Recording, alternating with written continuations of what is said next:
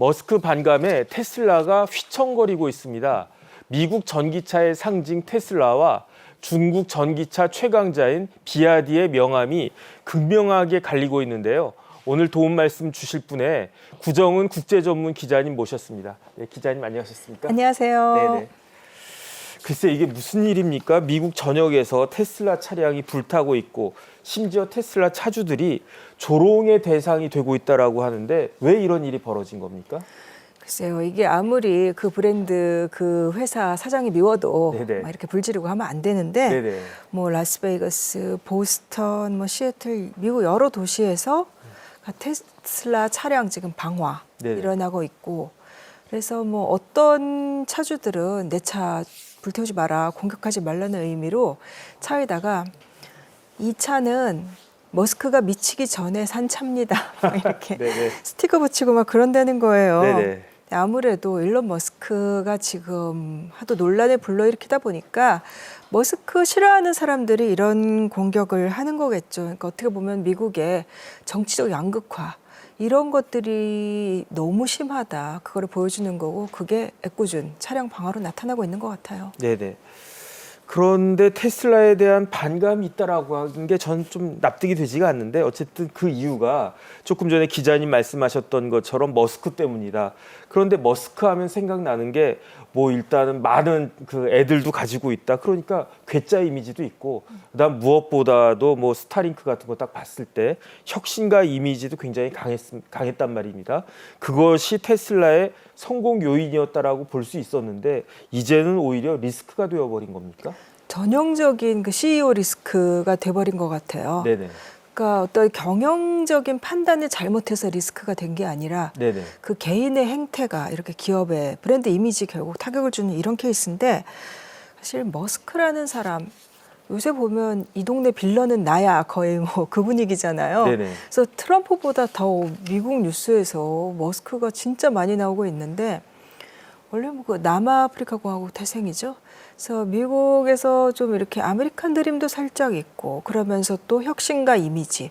그다음에 뭐 빌 게이츠나 스티브 잡스 옛날에 뭐 차고의 주차장에서 뭐 창업했다 그러는데 네. 그 뒤를 잇는 신기술에 어떻게 보면은 선도하는 사람 그리고 또 이 전기차라는 것 때문에 테슬라 좀 친환경적인 이미지 그리고 뭐 스페이스X 이런 미래를 지향하는 이미지 네네. 이 모든 것들이 사실 그 머스크 개인의 어떤 브랜드를 넘어서 테슬라라는 브랜드에 굉장히 이득이 됐던 게 말씀하신 대로 사실이고요. 근데 머스크가 소셜미디어를 좀 너무 많이 썼죠. 네네. 소셜미디어에서 정말 전방위로 뭐 정치, 경제, 사회 모든 것에 대해서 말을 많이 했는데 사실 그렇게 특히 예전 트위터 지금의 X 네네. 거기다 마크를 올리고 할 때만 해도 뭐 2010년대 중반 후반 이때만 해도 그냥 좀 자기 생각을 많이 드러내는 사람이다. 그냥 그런 정도였어요. 너무 솔직하다 뭐 이런 정도. 근데 2017년이 X 트위터를 인수하면서 이때부터는 저 이제 한마디로 비아냥거리는 쪽에서는 저거 트위터 많이 하느라고 경영은 언제 하나 뭐 이런 얘기까지 나오고 그리고 그때 이제 X를 인수할 때 표현 자유를 이야기했었는데 그게 결국은 가짜 뉴스 다 허용해 주겠다라는 거였기 때문에 또 논란 불러일으키면서 네네.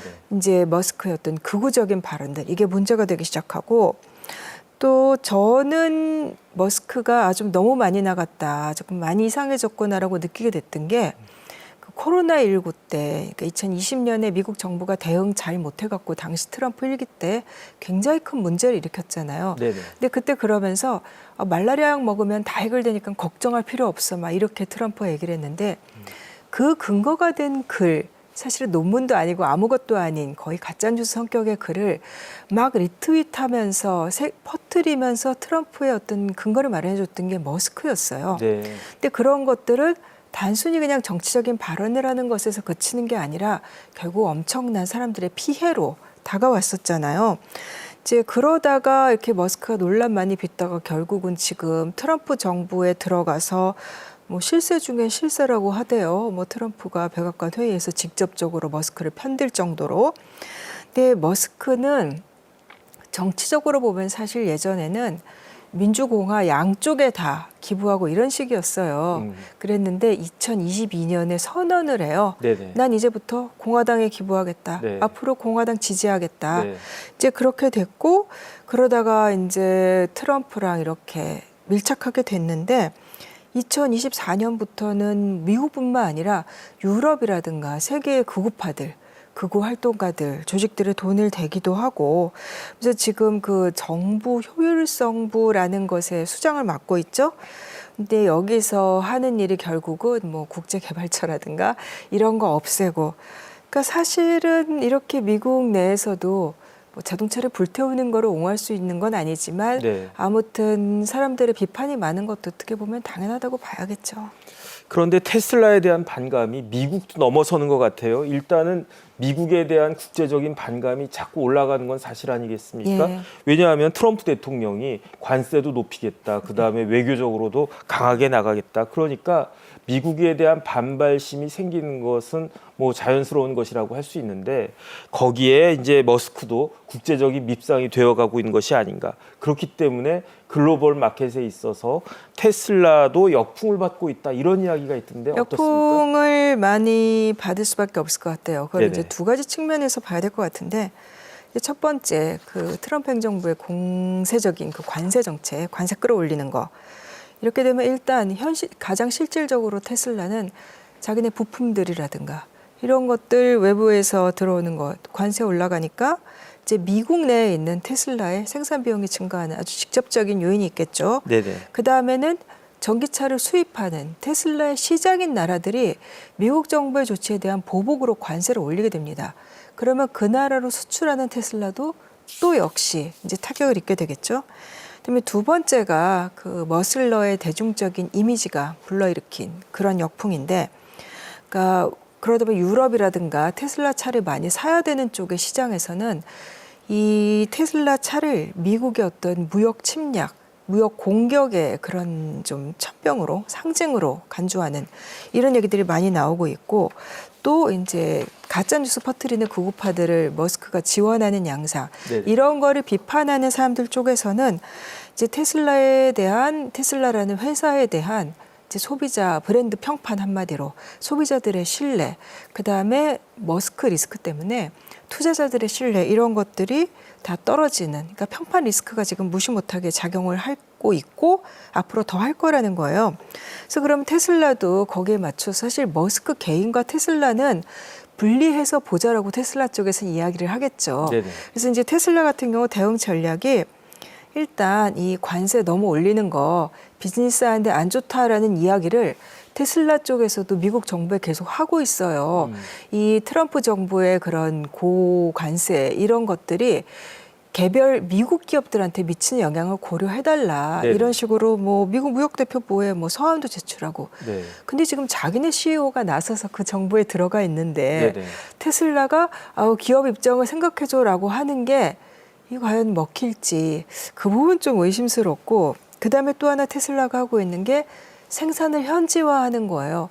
그럼 이게 트럼프 정부가 얘기하는 미국에서 생산하라 하고는 약간 조금 거리가 있는 거긴 하지만 어떤 양식으로 진행이 되냐면, 그러니까 유럽이든 중국이든 각 지역이 다들 보복으로 이제 관세를 높이게 되고 보호무역주의가 되니까, 예를 들면 유럽 시장 바라보면서 베를린 공장 키우고, 그다음에 중국 시장 바라보면서 상하이 공장 키우고, 그다음에 미국 시장 노리고 생각했던 것이 멕시코의 기가 팩토리 대규모 공장 짓는 거였는데 그 계획은 좀 유보하고, 이런 식으로 일종의 그 주요 시장들의 관세를 피하기 위한 전략들을 지금 테슬라가 그 추진을 하고는 있어요. 네네. 그런데 그거는 그렇다고 해도 이 평판 손실되는 거, 이거는 어떤 식으로 극복해 나갈지 그 부분 테슬라의 대응은 앞으로 쉽지는 않을 것 같습니다. 네. 그런데 사실 테슬라 하면 트럼프 2기의 최대 수혜자가 될 것이다 해가지고 주가가 많이 올랐어요. 그래가지고 엄청 올랐었죠. 사람들이 네. 뭐 다들 야 나도 테슬라 주식 살 걸 이렇게 후회를 했었는데 지금은 오히려 반대가 됐다면서요. 그 일론 머스크가 부각되면 부각될수록 오히려 지금 주가가 쭉쭉 빠지고 있다라고 하는데 주가가 지금 얼마나 빠졌다는 겁니까? 주식 좀 사두셨나요? 아니야 못 샀습니다. 네네. 테슬라가 창업한 게 사실 그렇게 오래되지 않았어요. 2003년입니다. 근데 그 다음에 미국에서 주가 올라가는 거 스카이로켓팅이라고 하는 진짜 우주선 쏘아 올리듯이 어마어마하게 20년간 뛰어서 거의 뭐 어지러울 정도였죠. 네. 특히 2020년에 이제 세계 시장에서 전기차 판매가 이제 번궤도에 오르면서 그때부터 뭐 주가가 막 급등해가지고 네네. 2020년에 그래서 테슬라가 그해 여름이었나 5대1로 이제 액면 분할도 하고 그래서 뭐 주주들도 늘어났고 그다음에 그해 말에 그 스탠더드 앤 푸어스 500 미국 증시의 그 주요 지표 중에 하나죠. 스탠더드 앤 푸어스 500에 들어간다 그러면 아 이건 이제 정말 명실상부 중요한 기업이야라고 하는 거고 네네. 이제 거기도 편입이 됐고 그리고 2021년 10월 달에 테슬라의 주가 총액이 1조 달러를 돌파해서 1조 원이 아니고 1조 예, 달러요. 그래서 뭐 그때 네네. 뭐 어마어마하게들 시끄러웠죠. 네네. 뭐 테슬라가 거의 세계 경제의 뭐 원탑 이런 식으로 됐었고. 근데 코로나19 상황에서 이제 그때 좋았던 거는 잠시고 뭐 전기차 경쟁 심해지고 또 공급망 교란된 상황이 조금 있어가지고 그랬다가 2022년에는 테슬라 주가가 사실 그 전에 비해서 65% 빠졌었어요. 네네. 그러니까 한마디로 테슬라 주가는 변동성이 너무 심해요. 출렁인다. 예, 네네. 너무 심하고, 그러니까 다른 기업들 뭐 예를 들면 뭐 애플이라든가 근데 이 정도로는 아무리 요동이 있다 그래도 이렇게 그러니까 뭐 예를 들면 경제 위기가 아닌다면 이 정도는 아니거든요. 네네. 근데 그래서 2022년부터 이제 글로벌 경제 불확실성이라든가 뭐 금리 상승 이런 경제적인 요인들도 있었지만은 그때부터 아 머스크가 소셜 미디어에서 너무 말 많이 하는 거 이제 이런 거에 대한 이제 리스크 얘기가 좀 작용을 하기 시작했다 이렇게 분석들을 해요. 네네. 근데 2023년이 되니까 다시 또 널뛰어서 다시 또 엄청 올라가요. 그래서 2023년에 100% 이상 상승이라는 즉 2배로 뛰었다는 얘기입니다. 네네. 예. 그리고 작년 말에 작년 말에 뭐 엄청나게 올라갔죠. 이제 트럼프 대선 이기고 나서 트럼프 정부가 이제 머스크를 중시하지 않을까 뭐 이런 것들 때 그러면서 갑자기 트럼프 정부의 수혜주 이렇게 돼갖고 그때 2024년 말에 사상 최고치를 기록했는데 트럼프 정부 출범한 다음에 지금은 또 석 달 사이에 곤두박질 쳐서 지금은 뭐 45% 떨어졌습니다. 반토막 났다는 이야기네요. 아, 그러니까 진짜 이거는 그때 살 걸이라든가 그때 팔 걸 이제 예측이 불가능한 것 같아요. 테슬라는. 네. 그래도 뭐 아직까지는 그 머스크가 세계 1위 부자인 거는 맞는 것 같습니다. 근데 어쨌든 지금 머스크가 위기에 몰려 있으니까 머스크하고 제일 친하다라고 할 수 있는 트럼프 대통령이 직접 지원에 나섰어요. 어떻게 좀 도움은 됐나요? 그러니까 지난 10일에 지난주 월요일이죠. 그날 하루 동안에만 미국 증시에서 그 테슬라 주가가 15%가 빠졌어요. 빠졌어요? 예. 네네. 그랬더니 그 다음 날 트럼프가 나서서 그러니까 뭐라고 했냐면 머스크에 대한 신뢰 표시로 나도 테슬라 차를 사겠다. 머스크는 위대한 애국자다. 그러면서 테슬라 주가 빠진 것을 민주당 탓을 했습니다. 급진적인 민주당원들이 지금 테슬라 평판을 지금 해치고 있다. 대통령이 나서서 사실 특정 기업을 옹호한 건데 이 행위가 과연 옳으냐 그르냐는 차치하고 뭐 일부 보수층은 뭐 반가워했을지 모르겠지만 트럼프하고 머스크가 그렇게 한데 점점 더 그렇게 묶이는 것이 과연 테슬라에게 단기적, 장기적으로 좋은 영향을 미쳤는지는 잘 모르겠어요. 네네. 테슬라 대리점에서 시위 벌어지고 테슬라 차 불타고 또 뭐 주가는 못 끌어올렸고 그런 걸로 봐서 현재까지는 트럼프가 그렇게 편들어주는 게 효과는 좀 없었다고 봐야겠죠. 네네. 생각만큼 그렇게 효과는 없었다 이렇게 볼 수도 있을 것 같습니다. 그런데 이렇게 테슬라가 고전을 하고 있는데 반대로 중국의 비아디는 아주 또 강펀치를 날렸다면서요. 그러니까 제일 전기차 저도 테슬라 한 대 갖고 있는데 제일 중요한 게 충전 아니겠습니까? 그런데 5분 충전인데 400km를 주행한다. 이거는 대단한 것 같은데 그렇다라고 하면 테슬라와 비아디의 주가도 약간 시비가 엇갈릴 수도 있겠다 그 생각이 듭니다. 당장의 주가뿐만 아니라 앞으로 전망도 엇갈릴 수 있을 것 같아요. 네네. 잘못하면. 네, 지난 17일이었죠. 그 비아디가 그 획기적인 배터리 네. 발표한 거. 그러니까 전기차 살까 고민하는 분들이 제일 걱정하는 그 문제를 네. 바로 딱 비아디가 해법을 가지고 나온 거고, 사실 한국에서도 지역에 다니는 전기 버스들 거기 비아디가 엄청 많이 들어와 있죠. 우리도 모르는 사이에. 아, 그렇습니까? 예, 비아디 네네. 워낙 많이 들어와 있고, 사실 우리도 이렇게 중국에 대한 반감이라든가 어떻게 보면은 좀 관세, 비관세 장벽이 아니면은 중국 차들이 들어와서 거의 한국의 전기차 시장도 거의 다 장악했을 거라고 보시면 맞을 것 같아요.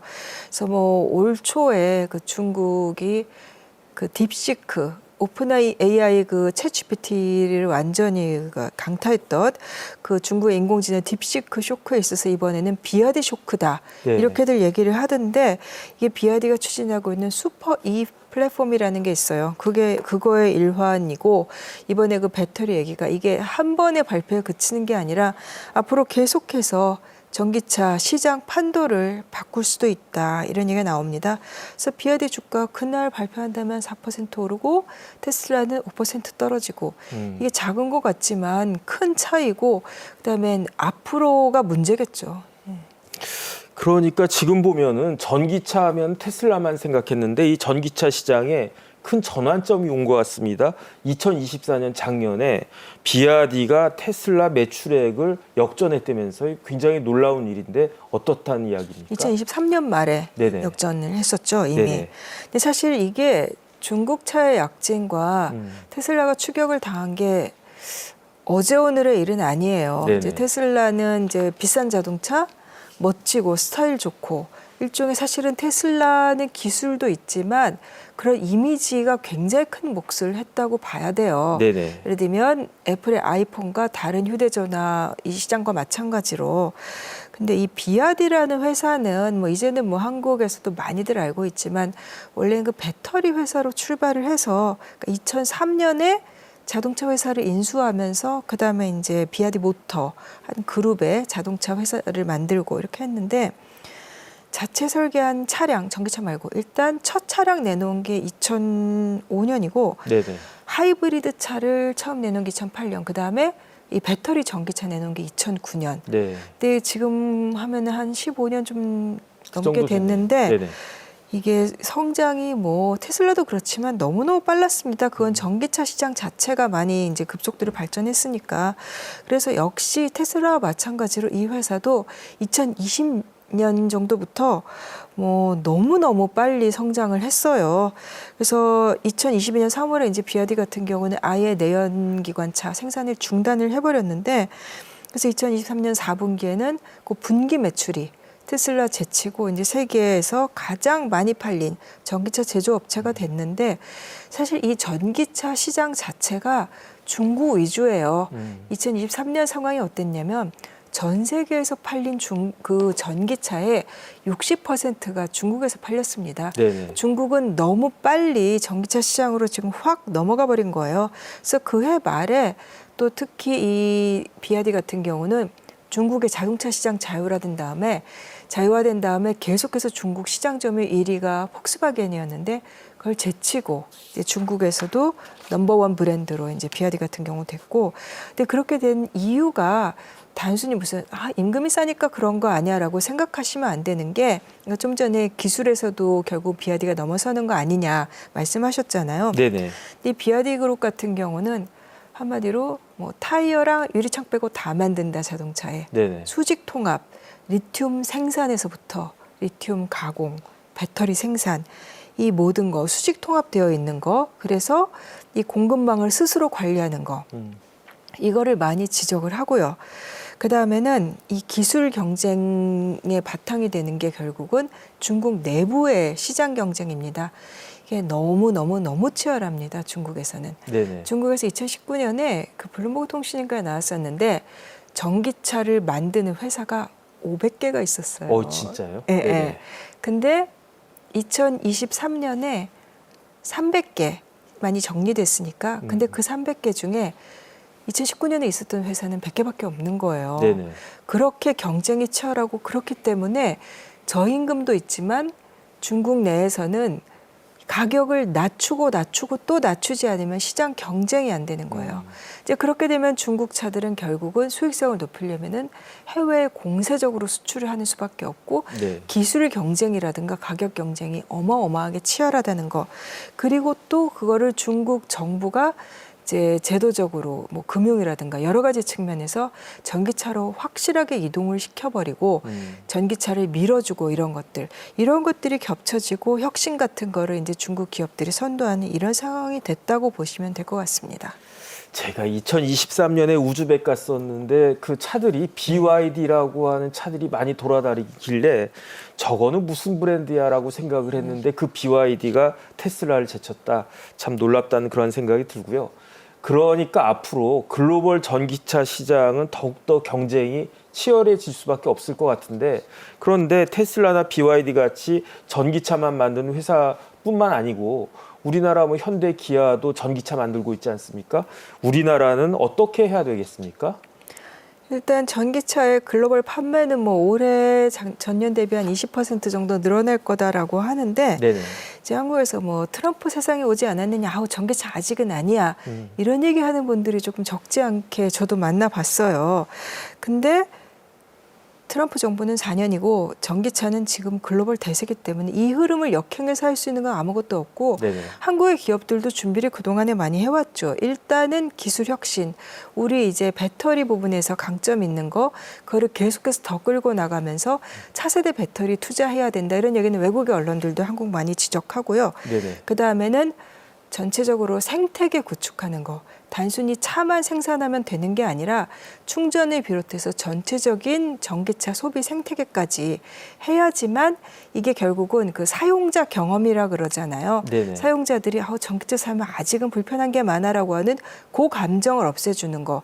이런 것들 이거는 정부랑 기업들이 같이 해서 해야 되는 거고 또 이제 해외 시장 공략하려면 우리도 결국은 가격 경쟁력을 생각하지 않을 수 없는데 한마디로 이게 어느 기업 혼자만이 잘해서 되는 게 아니다 이런 지적들을 많이들 해요. 네네. 그래서 정부가 확고한 방침을 가지고 해나가야 된다.